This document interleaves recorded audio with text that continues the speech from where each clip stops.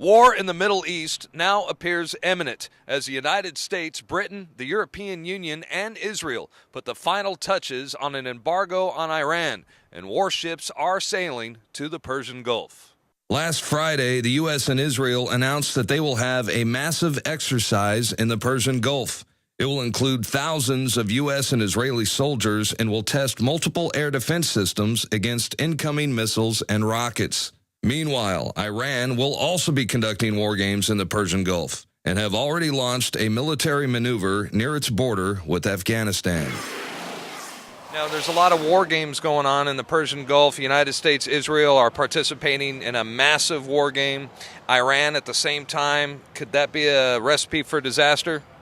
I think there's a lot of war games that go on all the time of different sizes. I don't know if this is much different. I don't know if disaster is the word, but I think you're not in a good situation right now. Should we intervene for Israel? Don't you think Israel has a capability of protecting themselves? I definitely think there's a case to defend Israel for what it is. Might not be the strongest case, but should we invade Iran for Israel? No, I think that's a weaker case. I feel like Israel can take care of themselves, but it doesn't hurt to have somebody backing you up. Well, it's not about weapons of mass destruction and nuclear bomb. It's all about natural gas and oil.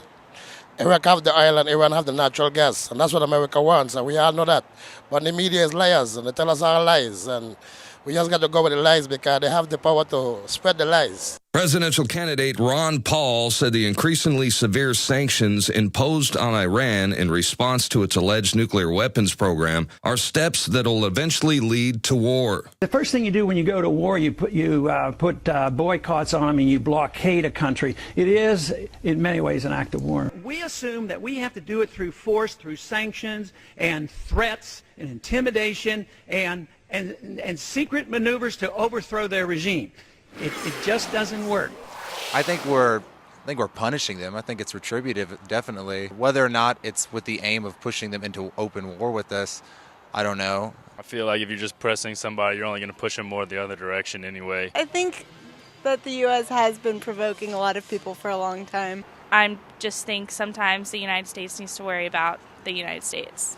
You know, it's really not that many differences between us and them if you really think hard about it. The people, or would that be the government? No, the people. I'm talking about the ordinary Iranians are very different from the image that we have of the Iranian government. Well, what do you think is going to happen to oil prices if there is a conflict?